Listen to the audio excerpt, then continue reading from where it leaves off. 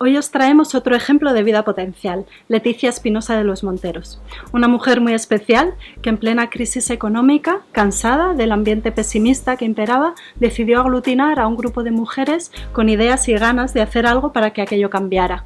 Y ese fue el germen de lo que luego se convirtió en el Círculo de Orellana, una asociación sin ánimo de lucro que tiene por misión impulsar el talento femenino. Leticia es gestora cultural y ha puesto en marcha un montón de proyectos relacionados con la cultura y el arte, como los cursos de verano del Escorial, la cátedra de danza Alexia Alonso, la fundación de la Universidad Rey Juan Carlos, la Fundación Astroc, la Fundación Francisco Umbral, Belpart, empresa dedicada a la gestión cultural, y es socia fundadora de la Asociación Española para la Protección del Patrimonio Arquitectónico y además contribuye en numerosos proyectos solidarios. Necesitamos más mujeres como Leticia. Fue un gusto hablar con ella y que nos contara tantas cosas en esta entrevista. Esperamos que la disfrutéis.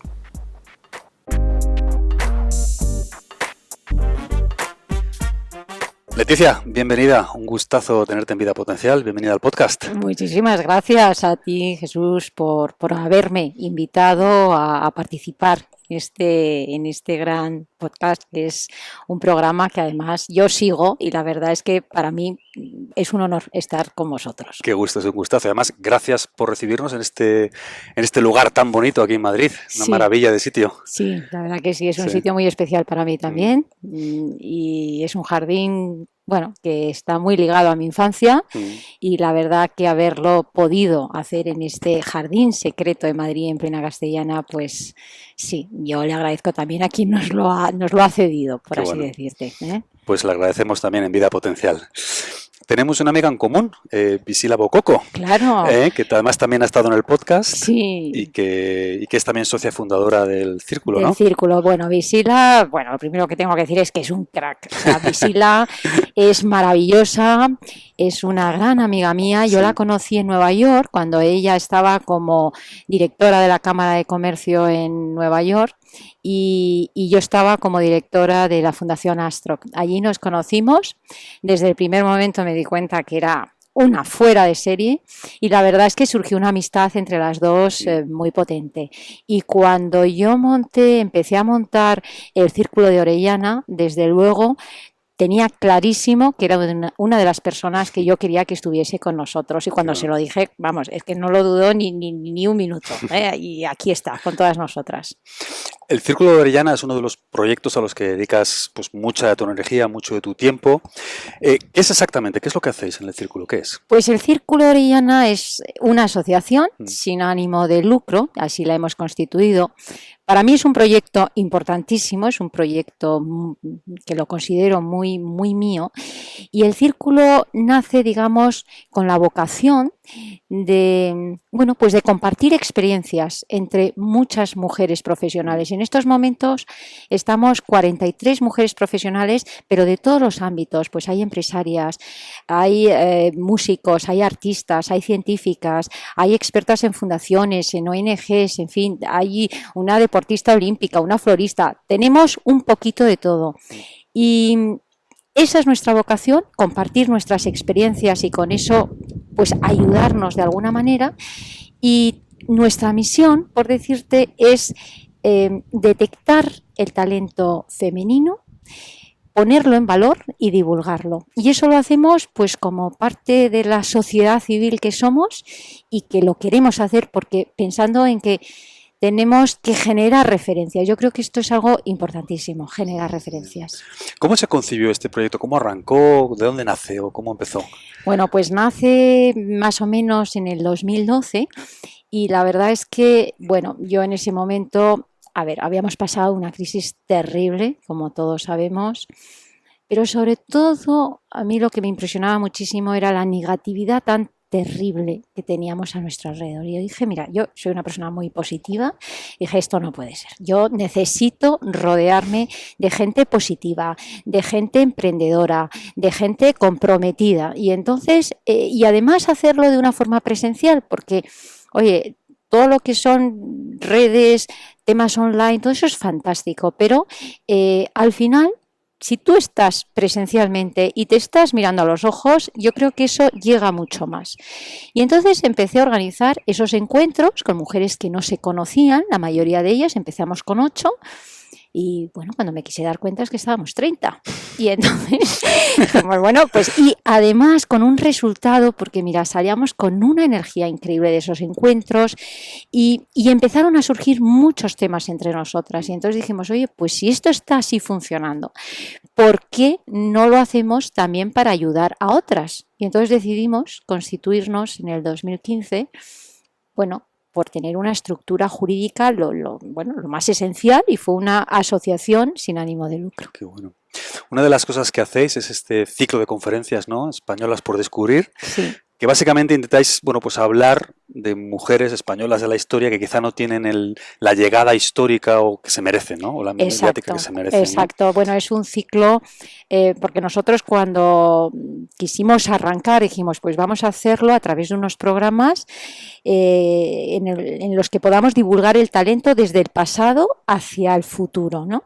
Y entonces empezamos con el pasado, con este ciclo Españolas por descubrir. Hicimos una alianza primero con una fundación, que fue la Fernando de Castro, y después con el Instituto Cervantes. Y entonces ahí realmente lo que estamos haciendo es un repaso de mujeres increíbles que a nosotras nos han abierto puertas, que nos han facilitado el poder actuar hoy en día como estamos actuando, porque sinceramente todas ellas lo hicieron, pero claro, apenas tenían sistemas para conseguir, y pese a todo actuaron y lo consiguieron. Entonces creo que les debemos muchísimo, y todas estas mujeres es que no las podemos olvidar, al revés, las tenemos que tener muy en cuenta como referencias nuestras. ¿Quién de ellas te ha marcado especialmente? ¿O con quién de ellas te sientes identificada? A ver, mira, hay muchísimas, llevamos ya prácticamente 30, también un poco con la idea que fuesen mujeres de todos los ámbitos, igual que es el círculo, ¿no? Pues escritoras, artistas. Yo me he ido fascinando, algunas las conocía, otras no tanto, otras desconocía facetas, pero si te tengo que decir una, fíjate, te lo digo, pero por algo extraño que me pasó, ¿no? Y es que yo estoy muy relacionada con el ámbito de la arquitectura. Mi marido es arquitecto, tengo un hermano arquitecto, una hermana decoradora, otra hermana periodista hiperespecializada en todos los temas de arquitectura. Yo monté una asociación para la protección del patrimonio arquitectónico español del siglo XX. En fin, quiero decirte, estoy muy relacionada con el vínculo de la arquitectura. Bien, pues nadie me había hablado de Matilde Ducelay. Matilde Ducelay ha sido una mujer arquitecto en esos años, bueno, sacó su carrera pues justo antes de la Guerra Civil, me parece que fue en el 36, y oye, nadie. Es que yo no había oído, pero no yo, que al final yo no he tenido una formación de arquitectura, vamos a decir, pero la gente a mi alrededor, yo he preguntado y no sabían que existía Matilde Ducelay. Cuando realmente fue una pionera, hizo unos edificios, quizá más en el ámbito más privado que el institucional, aunque también algo en el institucional, pero oye, con una modernidad y una categoría, y una mujer que tenía sus hijos, pero que para ella el trabajo, en fin, el marido era el que se tenía que ocupar un poco de la casa, en fin, ¿sabes? Y eso sí. A mí me chocó muchísimo no saber nada de ella. Y que no esté en los libros de arquitectura ni en los libros de historia. Pues realmente no debía de estar muy presente, porque, claro, hombre, arquitectos que no supiesen de ella es chocante, ¿no? Bien. Es chocante. ¿Qué denominador común encuentras entre todas estas mujeres? Porque yo creo que la manifestación de la excelencia es particular a cada persona, pero siempre hay algo que comparten, ¿no? ¿Qué comparten estas mujeres? Para mí la valentía. La valentía. Para mí la valentía, claro. Es decir, el pese a todo, conseguir lo que tú quieres, independientemente de actuar, porque estas mujeres lo que han hecho es actuar, y además sin darse ninguna importancia. O sea, no es que quedasen para ver cómo... No, es que ellas actuaban, y en esas actuaciones tenían que tomar decisiones muy difíciles. Nosotras a veces tenemos, hoy en día y según las circunstancias, bueno, pues nos cuesta más o menos. Pues imagínate entonces. Entonces, yo creo que ellas han sido mujeres muy valientes, y por eso cada vez estoy más convencida de ese reconocimiento que estamos haciendo, es que se lo merecen absolutamente. Y por ejemplo, una mujer de hoy en día, eso digamos, hemos mirado hacia atrás, y Sí. mirando al presente, ¿quién te impacta o a qué mujer admiras? Pues hay bastantes también, Sí, ¿eh? ¿no? Y de hecho, por ejemplo, El Círculo tiene otro programa muy bonito, que es el entregar nuestro broche, este que llevo yo aquí, que es el Círculo de Orellana, y Sí. se lo entregamos a mujeres que han hecho de una pasión su vida. Y, por ejemplo, la primera que se lo hemos entregado ha sido una mujer que además también a mí en mi infancia tuvo, bueno, pues tuvo una relación, que ha sido Clara María González de Amezúa. Ella ha sido la primera en crear una escuela de cocina. Ha sido una mujer que ha sabido llevar la marca España por todo el mundo, porque llevó el aceite de oliva cuando apenas se hablaba del aceite de oliva español.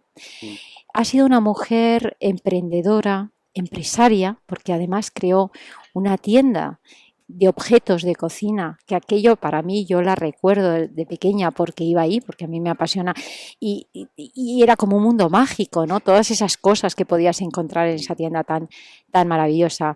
Y hay otras, por ejemplo, la bailarina Alicia Alonso, para mí ha sido una mujer que, bueno, pues que también es referente. Es una mujer ya muy mayor, pero ella es referente de una vida entregada a otra pasión como es la danza, con un esfuerzo tremendo. Bueno, eso lo saben muy bien los bailarines. Un esfuerzo, un sacrificio, una pasión, una entrega hacia los demás en la educación, en saber transmitir valores. Yo que la he tenido y he trabajado con ella, cuando veía cómo transmitía esos valores, no solo la danza la componía la parte estética, pero luego además todo lo que implica. Bueno, pues me parece una mujer absolutamente también de referencia, ¿no? Independientemente de que además ha sabido llevar la danza de un país como Cuba por encima de la política siempre, absolutamente. Y pues sí, me parece que tiene muchísimo mérito. Y hay muchas, te diría, podríamos estar aquí. Vamos, en el mundo del arte, en el mundo de la empresa, hay muchas y las tenemos que cuidar muy bien. Has concebido y has puesto en marcha un montón de proyectos relacionados con la gestión cultural, un montón de fundaciones. Sí. Bueno, los podría enumerar, pero no caberíamos hasta mañana. Bueno, ahí están. Digamos que todos tenemos ideas, bueno, una gente más que otra, pero todo el mundo tiene ideas, pero realmente lo que tiene valor es llevarlas a cabo y no solo ponerlas en marcha, sino conseguir llevarlas al otro lado, ¿no? Y que tengan más o menos pues éxito. Con todo esto que has hecho toda tu carrera profesional en el mundo de la gestión cultural, ¿qué lecciones has aprendido por el camino? Muchísimas. He aprendido muchísimas lecciones y sigo aprendiendo y espero seguir aprendiendo. Pues lo primero que te diría es que el trabajo tiene que tener una parte pasional también. Yo creo que eso, por eso yo creo que en este programa además os escucha muchísima gente joven. Yo les diría que hagan siempre algo que les entusiasme. Eso es importantísimo, porque independientemente que te entusiasme, todo tiene sus dificultades, pero si te entusiasma, lo vives y disfrutas de una manera diferente. Luego también yo creo que en la vida profesional hay muchas etapas y nadie somos imprescindibles. Entonces, que no pasa nada por cambiar de etapa. Creo al revés que es algo buenísimo, porque te obliga de nuevo a renovarte. Es difícil, O sea, quiero decir que cuando pasas y cambias, pero mira, yo creo que es fundamental para incluso renovarte tú mismo, ponerte de nuevo las pilas y decir, pues es otro reto que tengo delante. También te diría que para mí ha sido muy importante aprender a decir algunos noes. Creo que eso te da muchísima independencia y yo creo que eso es muy importante, tener tu independencia. Yo creo que la ética es esencial, es decir, que no todo vale. Y por tanto, en un momento dado, bueno, pues puedes decir un no, porque no, llega un momento que dices, pues hasta aquí. Y ¿eso implica un cambio? Pues bueno, implica un cambio, no pasa absolutamente nada. Pero esa independencia no la pierdes. Y luego, por ser un poquito más práctico, pues te diría que, bueno, a mí me ha ayudado muchísimo mi actitud positiva. Yo creo que la actitud positiva es algo que puedes compartir y que además contagia. Y luego el trabajar en equipo. Yo creo que eso es fundamental. Es decir, solos conseguimos poco. En equipo se llega más lejos, ¿eh? Mucho más lejos, sin duda sí. alguna. Sí. Dime una cosa, Leticia. ¿Qué separa a un gestor cultural? Yo insisto en lo de la gestión cultural porque Sí. tengo una vertiente muy práctica también yo. Sí. ¿Qué separa a un gestor cultural que tiene niveles de excelencia de alguien que hace bien su trabajo, pero que no llega a esos niveles? Porque efectivamente la pasión es fundamental, el amor por el arte, por la cultura, eso es fundamental, pero no todo el mundo que tiene mucha pasión, que es un requerimiento básico, llega a tener éxito en este mundo, ¿no? Ya. ¿Qué más hay que tener? ¿Cuál es esa última vuelta de tuerca necesaria? Pues hombre, yo te diría que evidentemente el conocimiento es importante, pero te diría que, o al menos así lo he visto yo, la capacidad de implicar a otras personas en tus proyectos. Volviendo a lo del equipo, ¿no? Pues sí, claro. Volviendo a lo del equipo, pues para crear alianzas, porque claro, al final es muy difícil aterrizar las ideas, pero en solitario, poquito. Y evidentemente, si tú consigues comunicar bien y tú consigues implicar a esa persona y que esa persona lo sienta un poco suyo, pues hombre, vas a tener una respuesta diferente.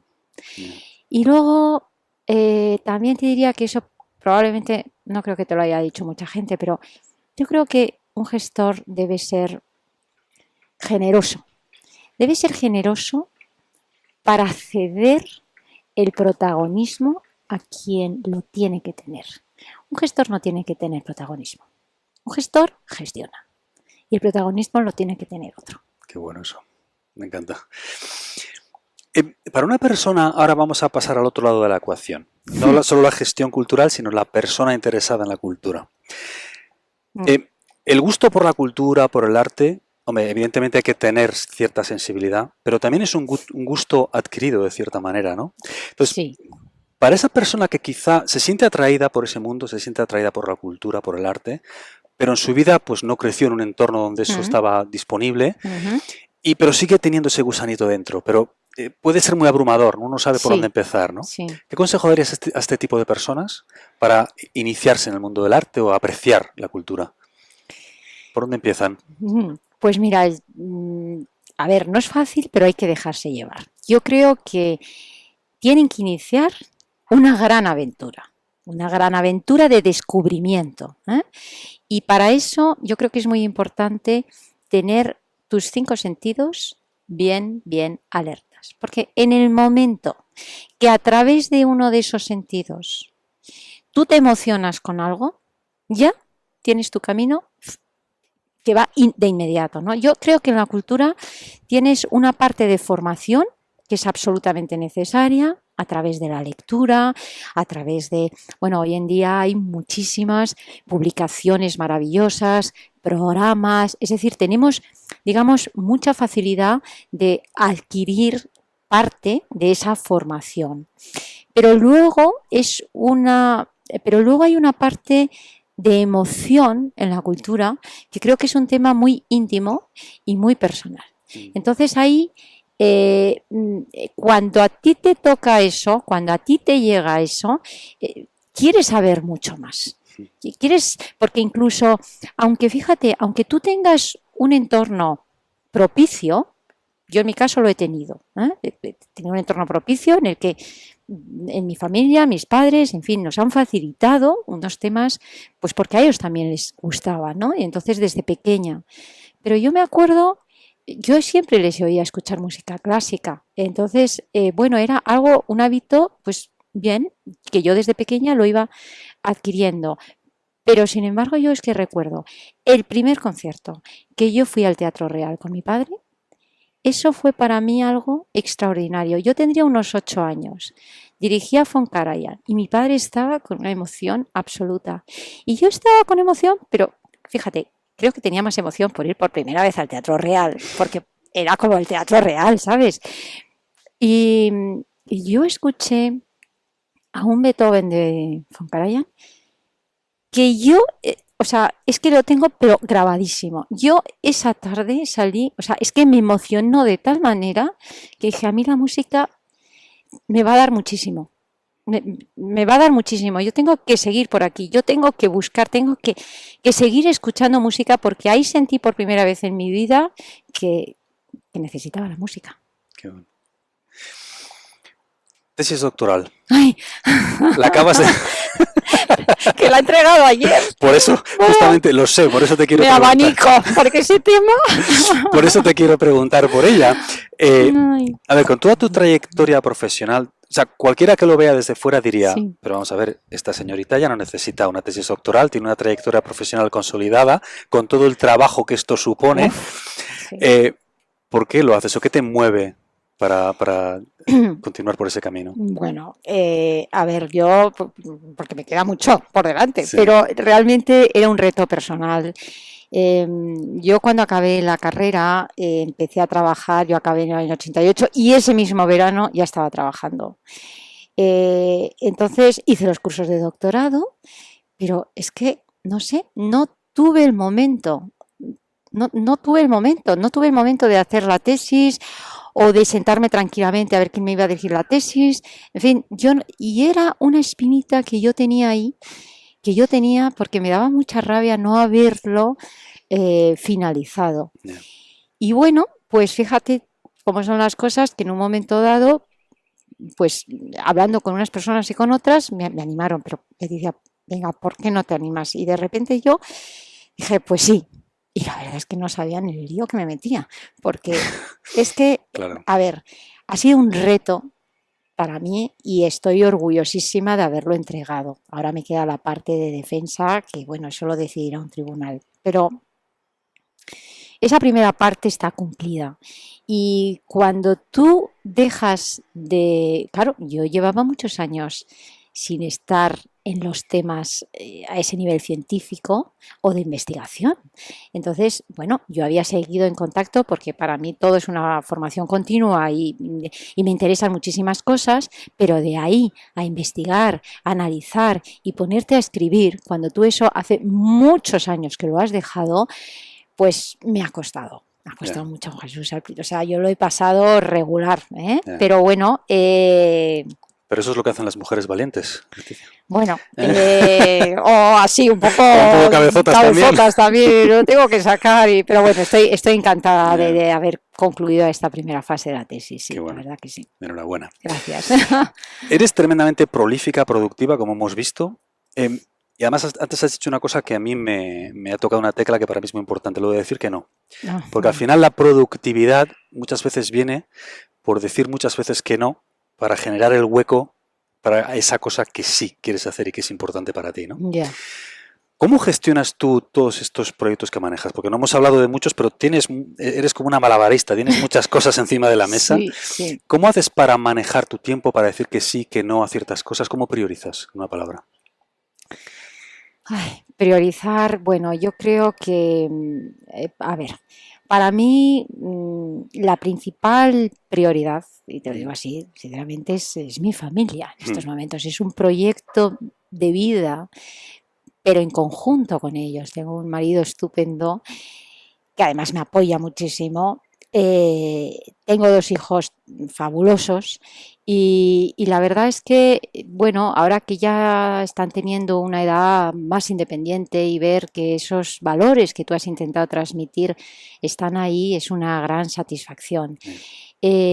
Para mí la familia es muy importante, es tiempo que hay que dedicar porque también para compartir conjuntamente, porque además yo les he podido transmitir, y Ramón a ellos también, pero lo que nos transmiten ellos, esta pareja, pero no solamente ellos, sino luego también yo vengo de una familia numerosa, Ramón viene de otra familia numerosa, que por cierto su madre para mí es otra de las mujeres referentes, porque lo digo, quiero decir, en una relación, las relaciones personales a mí es algo que me interesa muchísimo, ¿no? Y entonces en una relación personal de una suegra, nuera, o sea, tener la señora que yo tengo y lo que yo aprendo con ella, realmente no se dice muchas veces y yo lo digo con todo el orgullo porque a mí me ha aportado muchísimo.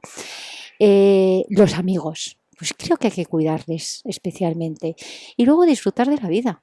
Pero disfrutar de la vida, es que para mí disfrutar de la vida es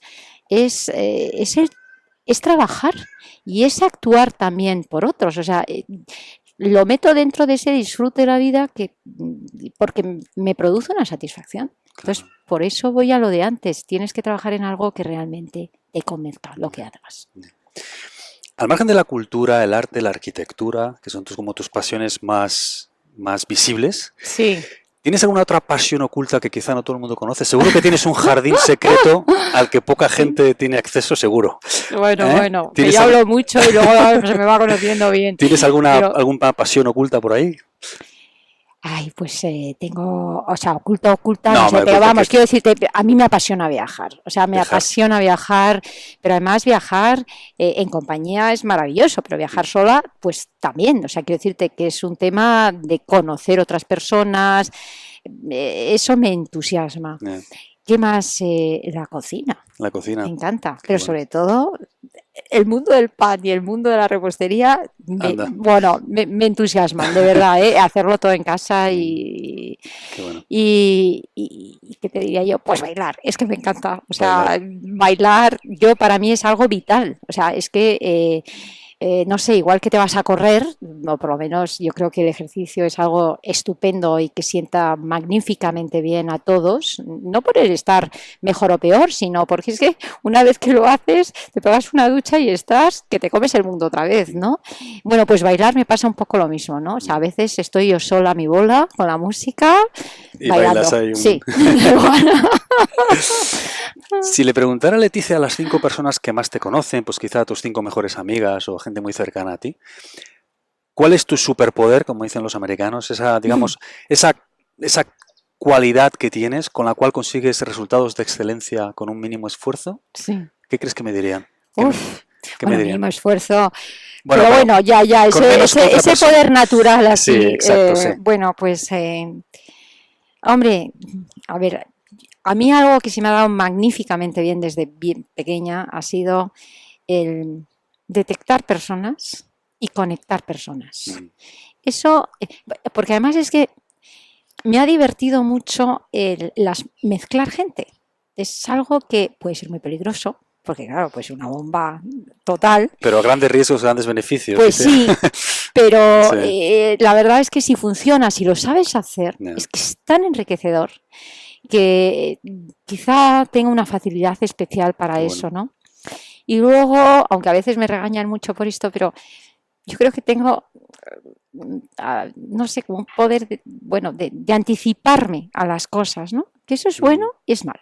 Hombre, quizás está relacionado con lo anterior también, ¿no? Con lo de identificar a las personas. Pues quizá, lo que pasa que es bueno porque cuando aciertas, oye, es fantástico, pero también te equivocas, ¿eh? Te equivocas y, en fin, y eso implica, pues, disculparte y decir, pues, me he equivocado, que también está muy bien equivocarse, porque es que te tienes que equivocar muchas veces. Pero bueno, hombre, quien no se arriesga no se equivoca, ¿no? Dice el refrán. ¿Hubo alguna persona en tu infancia o creciendo de pequeña, al margen de, digamos, de tu familia inmediata y de tu círculo inmediato familiar, alguna persona que te marcara especialmente, digamos, a nivel formativo o de valores?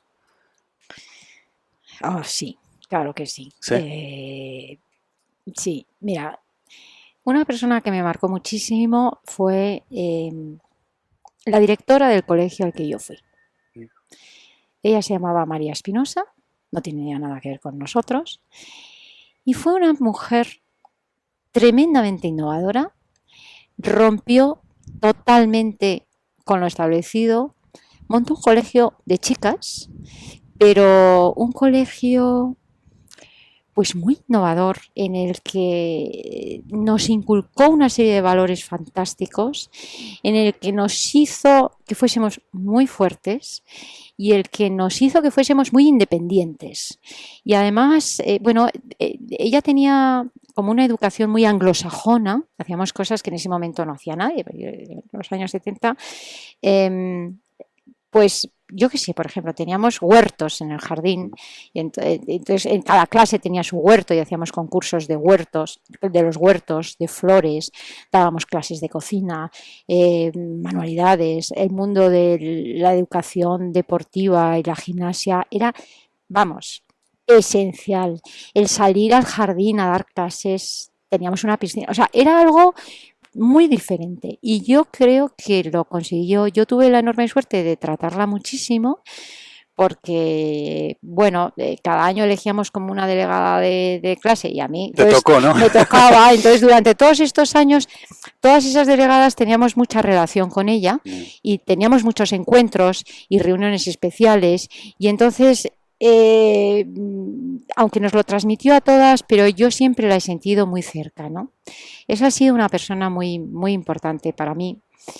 Y luego ha habido otra persona también, y mira, yo creo que nunca lo había contado, pero te lo voy a contar. Por favor. Porque a mí me ha influido muchísimo. Y lo digo con todo el orgullo. Yo, en ese colegio en el que estaba, fui compañera de las infantas, que eran amigas mías, y tuve la enorme suerte de tratar desde muy pequeña a la Reina Sofía. Y para mí la Reina Sofía es un ejemplo importantísimo de una mujer profesional, que ya sé que se ha dicho muchas veces, pero el saber cómo se antepone lo profesional a lo que tú quieras hacer en un momento dado porque te apetezca más. Una mujer que le ha interesado todo, la cultura muy especialmente, pero se interesaba por todo, contactaba con las personas. Una mujer que además ha tenido, por otro lado, yo creo que algo que, bueno, ha sido muy detallista. Y entonces yo lo digo con mucho orgullo porque para mí ha sido una mujer que me ha marcado, porque yo he tenido esa suerte, porque, bueno, de alguna manera a ella le gustaba estar también con las amigas de sus hijas y hemos tenido esa posibilidad. Qué bonito. Que te haya marcado ahí. Y ha marcado su forma de actuar bueno. con los demás de una manera muy enorme. Entonces sí, creo que lo digo con orgullo y con enorme emoción, vamos, porque yo comprendo que son personalidades que, bueno, que no es fácil de tratarlas, ¿no? Y entonces he tenido mucha suerte. Has podido beber, de cierta manera, de su presencia, pues ¿no? Sí, pues sí. Qué bueno. Y un libro que te haya marcado especialmente, o un libro que hayas releído muchas veces, o un libro que haya marcado un antes y después. Ay, eso para mí es dificilísimo. Me imaginaba que iba a ser difícil para ti. Dificilísimo, porque es que me apasiona leer y entonces he leído muchísimo. Y yo creo que... Pero imagina, perdona, te imagina que se acaba el mundo, se acaba la vida en la Tierra, hay una nave espacial, tienes que llevarte solo un libro, ¿qué libro te llevarías en la nave espacial? Eso es muy difícil.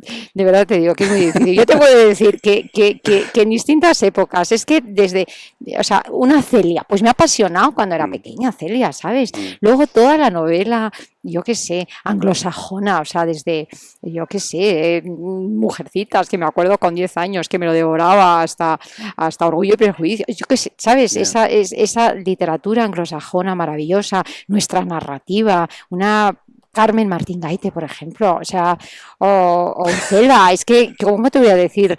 Uno solo. Claro, un Gabriel García Márquez con 100 años de soledad, o El mundo de Julio, me es muy difícil, o sea, me vienen a la cabeza muchísimos libros que me han marcado en momentos de mi vida mucho, ¿no? Hay uno, yo no sé si es el que me llevaría, no lo sé, probablemente sí porque lo tendría muy a mano, pero no sé si es el que me llevaría. Pero yo siempre tengo en el cajón de mi mesilla de noche un libro muy especial para mí, que es el diario íntimo de Unamuno. Ahí está, porque yo no releo muchos libros. Yo creo que porque tengo tantos por leer, que es que alguna vez, pero no soy muy de releer.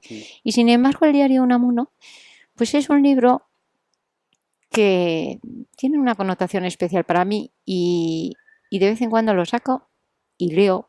Quizá no entero, cosas, pero partes, ¿no? No partes, no entero, sino abro y digo, pues sí. Te voy a preguntar, Y quería ahondar en eso, pero veo que es personal y no voy a hacerlo.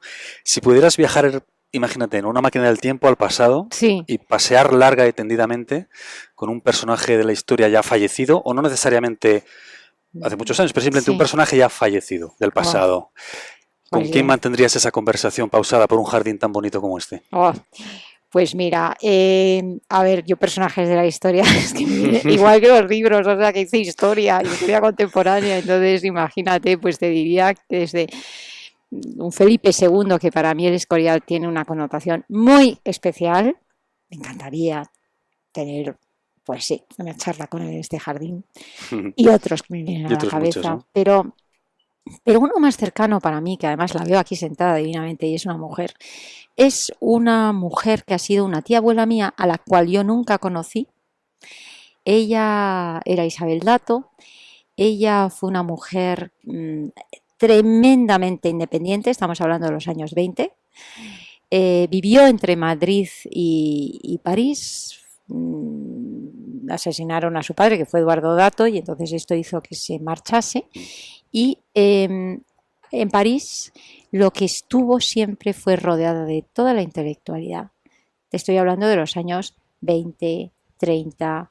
Entonces, vamos, yo daría lo que fuese porque ella estuviese aquí sentada donde tú estás, pasar una tarde aquí con ella, porque yo nunca la he conocido, pero yo sé que ha habido una conexión entre ella y yo, es que estoy segura. Y entonces me hubiera encantado tener esa charla con Alguien ella. más esotérico diría que hay algo más ahí que no sabemos qué es, pero que hay una conexión. Seguro, segurísimo. Y la última pregunta, Leticia.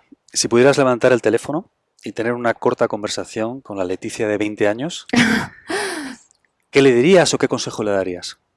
¿Qué consejo le daría? Pues mira, pues le diría que antes de empezar a trabajar, que se fuese por ahí. Que se fuese a otra universidad, fuera de España. Ahora es verdad que toda la gente joven, que seguro que nos está escuchando, pues tienen muchísima facilidad para salir, para viajar, para estudiar fuera, ¿no? Pero yo eso, pues en ese momento no lo hice, porque además me puse a trabajar muy rápidamente y ya no paré. Y entonces le diría eso, pero da igual, aunque tengan facilidad, que lo hagan, que es fantástico. Qué bueno. Sí. Y no meterte en la rueda nada más acabar y no hay prisa, tienes claro. como mucha prisa y luego te das cuenta que claro, luego te metes en esa rueda y es muy difícil parar, difícil parar, entonces que lo hagan antes. Qué bueno. Vamos, yo eso diría ahí. Leticia, mil gracias por tu tiempo, ha sido un verdadero gustazo charlar un rato contigo. Igual te digo, muchísimas gracias a vosotros por concederme esta enorme oportunidad, la verdad, he estado encantada y muy a gusto también. Ha sido un verdadero gustazo, seguro que a nuestra audiencia le encanta haberte escuchado. Bueno, pues muchísimas gracias, eso espero, mucha suerte a vosotros. Un gustazo y hasta la próxima, Leticia. Gracias.